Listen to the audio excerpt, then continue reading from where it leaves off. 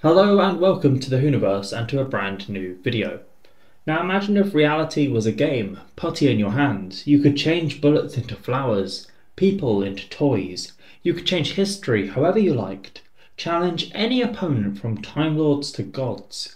You could do incredible amounts of good or bad. But that's too simple.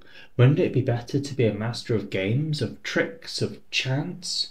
This is the life of the Toymaker. Reality is his toy box, and history is his playground. A character full of mystery, so let's dive into the history of the Toymaker and try to solve them. Now some would say the historians of the universe were the Time Lords, a higher species with time travel that stood over the universe, not to interfere, but to witness. In their billion-year history, they couldn't place a concrete answer as to the Toymaker's origins or his path through time. You see, he is a being that can alter his own timeline on a whim, playing games with the past, and is old beyond imagination, predating the Time Lords themselves. The Toymaker is a being from outside our concept of the universe and time. He belongs to a different realm, a hollow in the under-universe. Perhaps there were once many beings like him. The Doctor has even encountered the Toymaker's sister, known as Hecuba, the Queen of Time, who had her own realm full of ticking clocks. The Doctor has also encountered the Toymaker's child, known as Maestro. As the name suggests, they control and feed on music. Now the Doctor's best theory suggests the Toymaker originated in another universe, that was hurled into the Doctor's universe by some kind of catastrophe. This would explain the Toymaker's longevity and immunity to the usual laws of time and physics, with his universe operating different laws or even no laws at all. The Toymaker has said he'd lived for millions of years and told the Doctor that he used his powers to build and assist civilizations for the first few thousands of millennia he spent in the Doctor's universe. Some claims even place the Toymaker as one of the 6 guardians called the Great Old Ones, who witnessed the creation of the universe. However, after many creations and acts of good, the Toymaker grew bored and only mindless destruction could give him any satisfaction.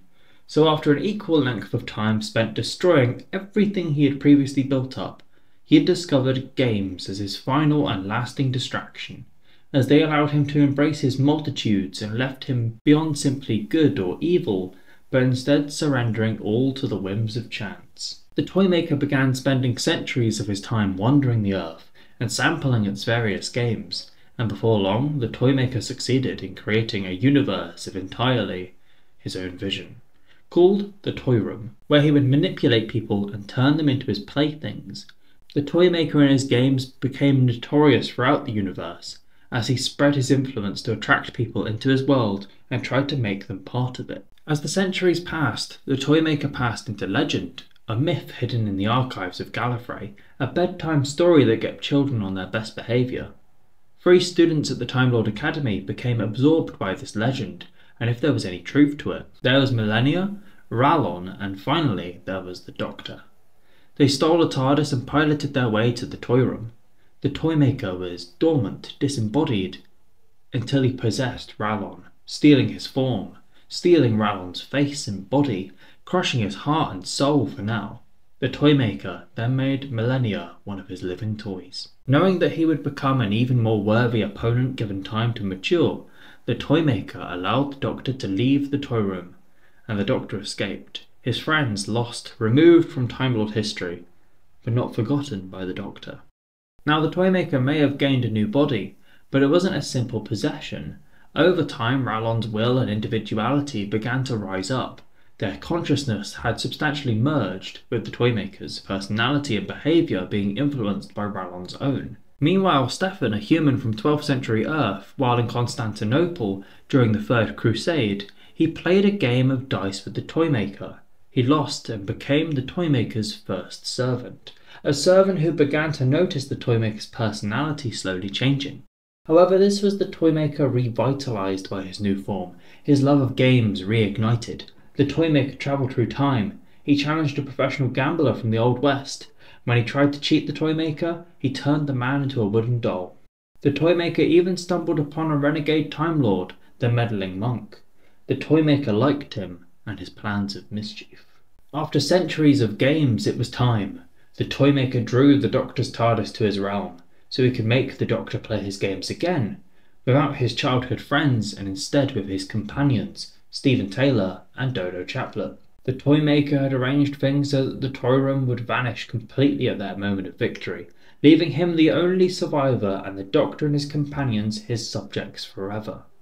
However, Rallon's remaining consciousness was able to keep the Toymaker's powers in check, and ensured that he abided by the rules of the games to help the Doctor to escape.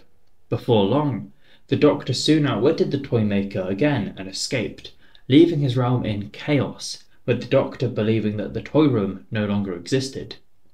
Instead, the Toymaker and his toy room had actually been banished to the ether for millennia after his defeat. The Toymaker spent this millennia searching for a way to beat the Doctor, eventually finding that a device called the Imagineum would be able to create a version of the Doctor under his bidding that was more powerful than the original. And as the Imagineum had been in a spacecraft that crashed on Earth and looted by the Knights of Templar, the Toymaker played and won a game of canasta with a descendant of the Templar living in the 1990s named Marwood, placing him under his bidding and the Imagineum in his possession. However, a piece was missing, stolen by a human named Felix, who possessed the piece called the Focus. This was the component that made the whole device function, and he passed this to two other humans, Max and Izzy. The Toymaker needed the Focus, so he created a mirror version of Stockbridge to hunt for this final piece.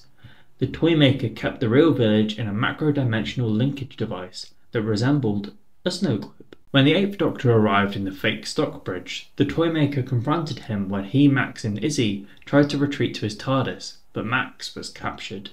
And when the Doctor and Izzy mounted a rescue from the toy room, the Toymaker forced them to play games of snakes and ladders and hangman before the Toymaker unveiled his possession of the Imagineum to the Time Lord.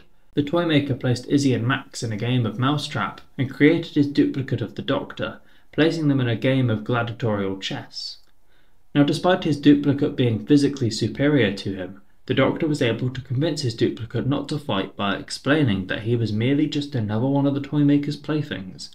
And right on cue, the Toymaker got bored of Marwood, descendant of the Templar, who he had turned into a doll, killing him. The duplicate of the Doctor was left with no doubt that he too would eventually befall the same fate, so he turned on the Toymaker, going to kill him, but the Doctor instead used the Imagineum to create a duplicate of the Toymaker, sending him and his duplicate to compete in perpetual stalemate in the dark places.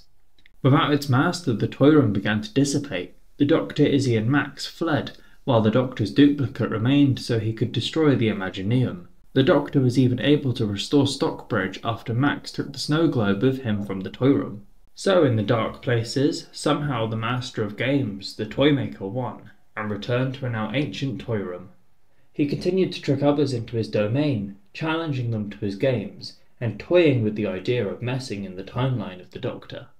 And as the centuries passed, the Toymaker's playground began to break down, due to its ancient age. The Toymaker feared that he would be loose in a wild, unforgiving universe. The Toymaker tricked the 12th Doctor and Clara Oswald by sending an invite pretending to be the Doctor's granddaughter, Susan. Wanting to steal the Doctor's TARDIS to keep the toy room contained, after the toy replicas of some of the Doctor's previous companions failed to capture him, the Toymaker flew a toy biplane towards him and Clara. But as the Toymaker's power over the toy room was waning, the Doctor was able to take some control, causing the biplane to crash by hitting it with a giant bauble. The Doctor and the Toymaker then battled with toy armies until the Doctor realised they were equally matched, deciding to propose a game of truth or dare, during which the Toymaker revealed his fears about the toy room's collapse, and thinking he was outsmarting the Doctor, dared him to give the TARDIS to him, which the Doctor did, and as the TARDIS materialised around the toy room, the Doctor and Clara travelled to the control room, rebuilding the toy room with the Zero Room and ejecting it into space, where the Toymaker could play in solitude. So, he had reconstructed his toy room, but now it was his body that was failing. Well, when I say his body, it belongs to Time Lord Rallon, remember? The Toymaker set out to ensnare the Doctor again and hatched a complex plot to turn his companions against him and absorb the Fifth Doctor as a new host, but was thwarted when Rallon forced himself to undergo multiple regenerations consecutively, with the trauma expelling the Toymaker from his body. A projection of Rallon's potential future self, also known as a Watcher, then merged with the Toymaker to ensure that his full powers continued to be kept under control. While waiting for his toy room to repair itself and his powers to return fully, the Toymaker decided to take his first servant Stefan to Earth to seek amusement, deciding to go to Blackpool from an idea he had seen in the mind of Tegan Javanka, the Fifth Doctor's friend. This was the Toymaker with a new face, a new voice. The Toymaker began operating in late 20th century Blackpool, indulging in the same impulse that had led to his wanderings. Using the Space Mountain Throw Ride as his base of operations, he instructed Stefan to begin the development of arcade cabinets with video games that killed the player that failed with an electronic monster projected from the video screen. The Toymaker tricked the Sixth Doctor and Perry Brown into a series of traps and games while they were on holiday in Blackpool. However, when the Doctor recognised his infinite loneliness, the Toymaker was agitated enough to cheat the Doctor of his game and use the video game's murderous monster to kill him, but he was thwarted by the combined intervention of Perry and his other surviving prisoners. The Doctor was even able to overpower Stefan and throw him in the path of an attacking monster in the game, which killed Stefan. To ensure his video games could never be released to harm the people of Earth, the Doctor turned one of the neural relays the Toymaker had built to passively redirect his telekinetic energy against its creator, using it to trap the Toymaker in an endless mental time loop sustained by his own mental energy. The Doctor believed that the Toymaker could not escape from such a fate until his body finally died of old age after uncountable millions of years. The Toymaker captured the Doctor's TARDIS and took it to his toy room once again, where he transformed the Eighth Doctor into a puppet, and the Doctor's companion, Charlie Pollard, was forced to take part in his riddle, but was tricked by the toy shop, which shrunk to 0% of its original size, and the body the Toymaker was using was destroyed within it. The Toymaker swore that when his new body had formed, he would take his revenge upon the Doctor and Charlie, who had escaped before the toy room's destruction once more. The Toymaker reformed once again and travelled across the Arabia Plains, tracking an entity named Fenric, a genius who could put him into a stalemate playing four-dimensional chess.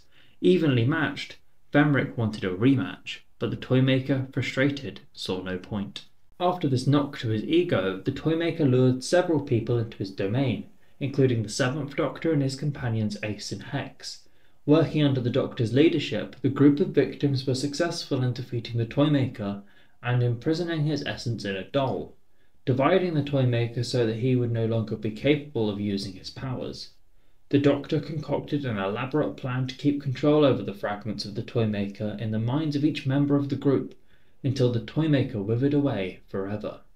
But as this plan involved the Doctor forgetting having made the plan in the first place, he wound up short-circuiting it. In the end, it was revealed that the Toymaker had been in control all along, allowing himself to be absorbed into humanity so that he could feel what it was like to lose. Finally, one of the people involved, the chess master Swapnil Khan, managed to trap the Toymaker in a seemingly perpetual stalemate in his own dimension, but not before the Toymaker had reduced everyone except the Doctor, Ace, Hex and Khan's daughter, Queenie Glasscock, to wooden dolls. The Toymaker waited, rebuilding his toy room once again. He put on a new face, and after much, much patience, an act was committed at the edge of the universe. The 14th Doctor invoked a superstition using salt as a way to defeat demons, but they weren't demons, they were the not things, and it was all a lie that opened up the universe to the supernatural and the strange. The Toymaker was free from his dimension once more. He roamed the universe with delight. Finally, he could play his games with anyone and everyone once more. The Toymaker played games with players across the universe, including the Guardians of Time and Space, whom he turned into voodoo dolls, and God, who he turned into a jack-in-the-box. He would go on to claim he had made a jigsaw of the Doctor's history. The Toymaker even encountered the Spy Master, who was dying, his body failing due to his botched plan to hijack the Doctor's body for a forced regeneration. The Master begged for his life with one final game, but he lost, so the Toymaker imprisoned him inside his gold tooth for all eternity. There was only one person the Toymaker avoided playing against, who he called the One Who Waits, claiming to have seen it hiding and simply ran away. Who this is, we have yet to see. The Toymaker settled on Earth due to believing it and humanity were the ultimate playground, and in 1925 he set up a toy store and manipulated events which resulted in one of his dolls, Stooky Bill, becoming the first image viewed on a television screen. He also trapped Charles Banerjee in his domain after the latter lost a game with him, turning him partially into a doll. The Toymaker animated and immortalized the sound of Stooky Bill's laugh to spread insanity in the 21st century, as by then technology and communication had reached a point where the giggle of Stooky Bill could be heard subliminally across all screens across the planet. The Toymaker soon met the 14th Doctor and Donna Noble, luring them into his domain. He taunted the Doctor with the number of people who had died because of him over the years, which enraged the Doctor enough to challenge him to a game of cut with his personal cards. The Toymaker won. However, he was stopped from claiming his prize when the Doctor pointed out, as he had beaten the Toymaker once back in the old days, this only counted as 1-1 in the best-of-3 match. The Toymaker then swiftly disappeared to 2023, crumpling his toy shop into a box, with the Doctor and Donna in hot pursuit, and as he danced in the streets of 2023 London, enjoying the chaos the giggle had unleashed, the Toymaker briefly crossed paths with early versions of the Doctor and Donna, but they failed to recognise him as he watched them be taken to the local Unit HQ. The Toymaker soon arrived at Unit himself, entirely unthreatened by Unit as he danced and lip-synced while slaughtering anybody who attempted to stop him. He took control of the galvanic beam Unit had used to destroy the satellite broadcasting the giggle, and fired on the Doctor and his friends. When the Doctor attempted to persuade him to leave Earth and take his games elsewhere, the Toymaker refused, and then shot the Doctor with a beam, stating that the rules of the game state that he should play the final round with the next Doctor. The Toymaker watched in glee as the Doctor began to regenerate, but was amazed when he instead bi-generated. After causing the 14th Doctor's bi-generation, the Toymaker engaged in an intense game of catch with the 14th and 15th Doctors, and finally the Toymaker failed to catch a throw from the 15th Doctor and was defeated. As his prize, the 14th Doctor banished the Toymaker from existence forever. The Toymaker folded up into a suit that was contained in the box that had been his toy shop. As he was trapped, the Toymaker warned that his legions were coming. Kate Lethbridge Stewart took the box and ordered it to be taken to the deepest vault and binded in salt, while the Toymaker awaited within to start his next game. The Toymaker's domain lingered for a short time afterwards, which allowed the 15th Doctor to cause a bi-generation of the TARDIS itself, by claiming it as his own prize for defeating the Toymaker. However, that's not the only effect the Toymaker had, because his legions were indeed coming. Goblins and tricksters alike were in the Doctor's universe now, and it would never be the same again. The rules of the universe have been changed, and the Toymaker, the master of games, of chance, of being so powerful that he could turn planets into spinning tops and challenge the gods of the universe, is never defeated for long. Soon he'll have a female form and will challenge the 4th Doctor, Harry and Naomi, to the deadliest game of hide-and-seek yet, with Lord Pearson, an inventor of games and toys, searching for his vanished daughter. Where this will fit into the jigsaw of the Toymaker's own ever-changing history is yet to be seen. For one thing's for sure, win or lose, cheating or not, the Toymaker is a force to be reckoned with, and as much as we know about him, there's sure to be plenty we never will. That was the history of the Toymaker, a character that first appeared in Doctor Who back in April 1966, and returned to screens in 2023. However, who knew about all those adventures in between? Audios, novels, comics can really add so much to a character and make finding out their story a game you're more likely to win. I hope you enjoyed the video and let me know what video you'd love to see next. If you're enjoying my History of Who series, then make sure you subscribe too, and I'll see you in the next video. Bye bye.